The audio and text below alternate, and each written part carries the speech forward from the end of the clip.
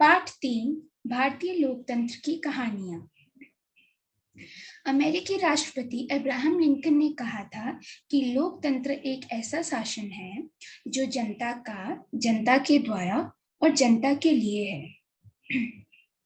लोकतंत्र के दो मुख्य श्रेणियां हैं, प्रत्यक्ष लोकतंत्र और प्रातिनिधिक लोकतंत्र। प्रत्यक्ष लोकतंत्र में सारे नागरिक किसी सार्वजनिक निर्णय लेने में भाग लेते हैं। उनके बीच में कोई मध्यस्थता नहीं होता है।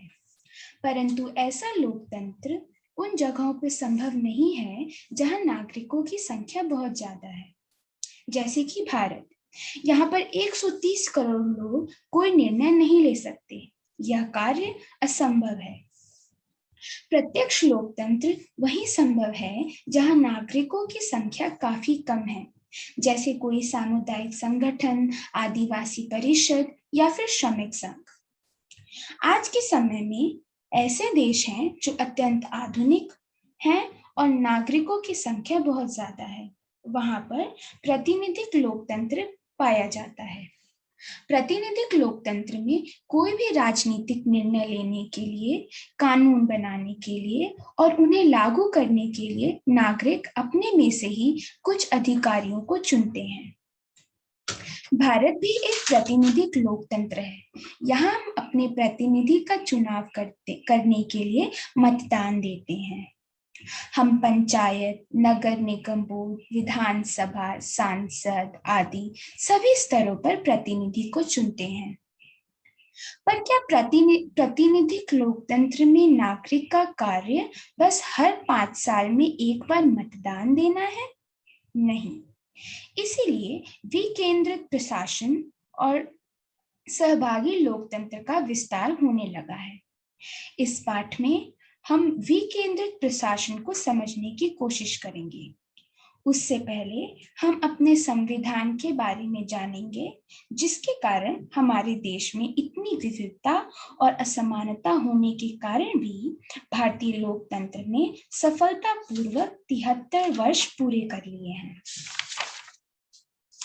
अंत में हम हित समूह को समझने का भी प्रयास करेंगे और जानेंगे कि कैसे वह कार्य करते हैं और इनकी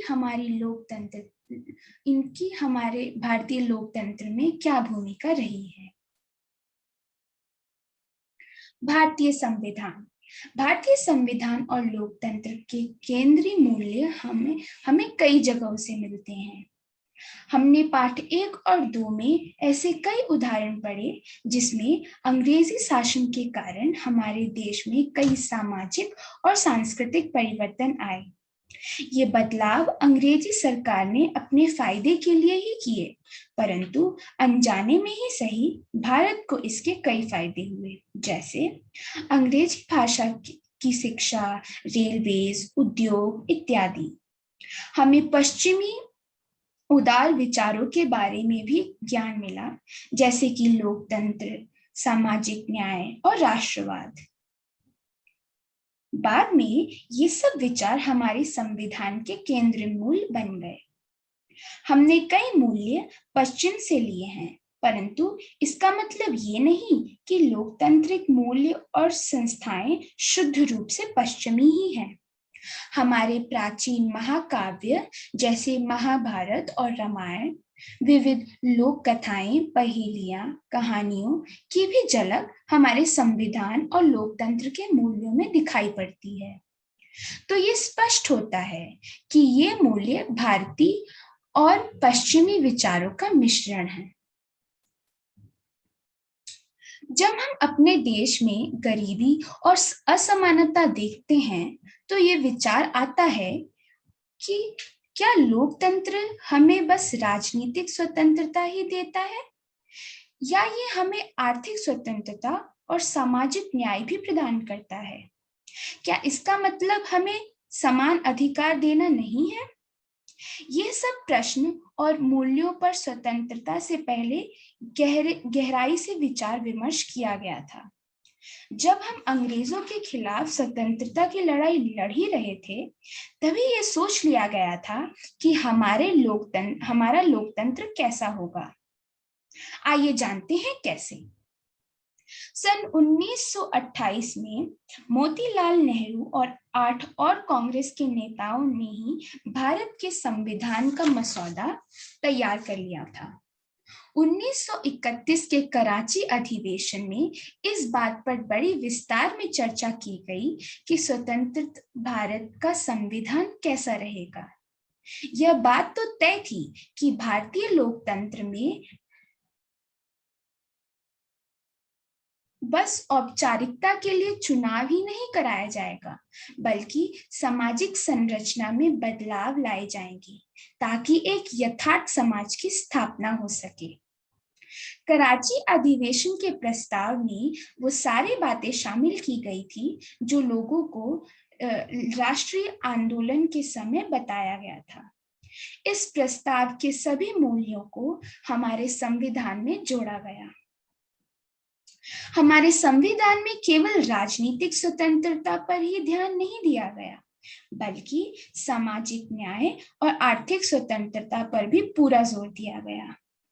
आपकी पुस्तक के पृष्ठ 31 पर बॉक्स 3.3 पर उन सब विषयों को लिखा गया है जिनको कराची अधिवेशन के प्रस्ताव के बाद स्वराज में सम्मिलित करने का निर्णय लिया गया था।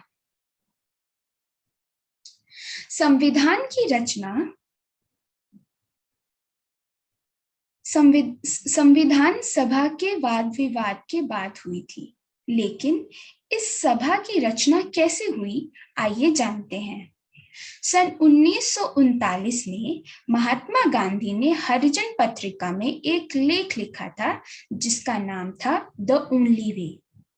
उस लेख में उन्होंने इस बात पर ध्यान दिया था कि संविधान सभा ही एक ऐसे संविधान की रचना कर पाएगी जो पुरुष और महिलाओं में कोई भेद ना करे और सबको एक समान मताधिकार प्रदान करे। उसी वर्ष संविधान सभा की रचना की मांग अंग्रेजों के सामने पेश की गई, जिसका बड़ी ही मशक्कत के बाद ब्रिटेन ने 1945 में पूरी की। 1946 में इसके लिए चुनाव हुए और उसी वर्ष अगस्त में कांग्रेस ने इस सभा में यह प्रस्ताव प्रस्तुत किया कि जिसमें यह घोषणा की गई कि भारत एक गणतंत्र होगा। यहाँ सबके लिए सामाजिक, आर्थिक और राजनीतिक न्याय सुनिश्चित किया जाएगा। इस सभा में कई विषयों पे चर्चा की गई, जैसे कि सामाजिक न्याय, रोजगार का अधिकार, सामाजिक सुरक्षा का अधिकार आदि। इस पाठ के बॉक्स 3.5 में इन बहसों के बारे में अच्छे से दिया गया है।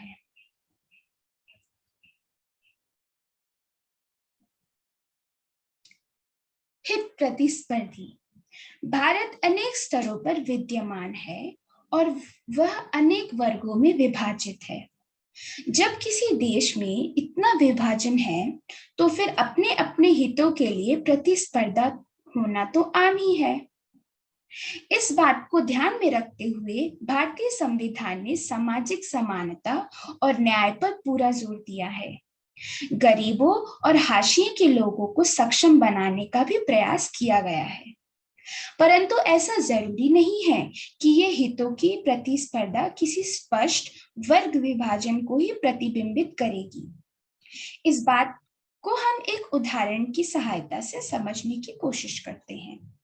मान लीजिए कि एक कारखाना है जो अपना सारा कचरा और जहरीले पदार्थ एक नदी में बहा देता है, तो इसके कारण नदी में रह रही मछलियां और पौधे मर रहे हैं। इस पानी को पीकर या इससे खाना बनाकर लोग बीमार भी पड़ रहे हैं। इन बातों को ध्यान में रखकर ये निर्णय लिया जाए कि कारखाने को ही बंद कर दें, तो हजारों लोग जिनकी जीविका कारखाने में काम करने पर आश्रित है, उनका बहुत बड़ा नुकसान हो जाएगा। इस हालात में संविधान पर्यावरण की रक्षा पर ध्यान दे या लोगों की जीविका बचाए, इस जटिल परेशानी का हल कैसे निकाला जाए, ये कहना बहुत मुश्किल है। संवैधानिक मानदंड और सामाजिक न्याय। यह जानना अति आवश्यक है कि कानून और न्याय में क्या अंतर है। कानून का सार शक्ति है और न्याय का सार निष्पक्षता। राज्य अपनी शक्ति का प्रयोग कर नागरिकों से कानून का अनुपालन करवाता है, परंतु कोई भी कानून अधिकारियों के संस्तरण के माध्यम से ही कार्यरत होती है।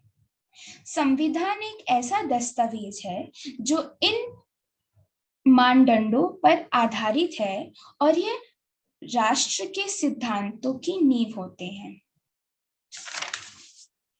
यह एक ऐसा मानदंड है जिसके अंतर्गत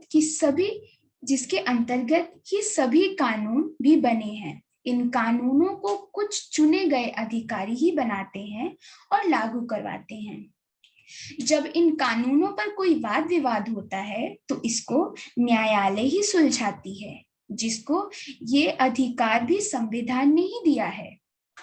यह बात समझना बहुत जरूरी है कि संविधान केवल यही नहीं बताता कि सामाजिक न्याय के अनुसार क्या करना चाहिए और क्या नहीं, बल्कि वो सामाजिक न्याय के अर्थ का भी विस्तार करता रहता है।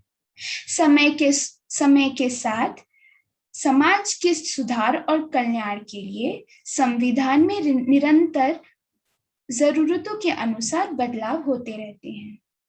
इसका सबसे बड़ा उदाहरण है 1992 में पंचायती राज का संविधान में जुड़ जाना। इसके बारे में हम विस्तार से अगले भाग में जानेंगे।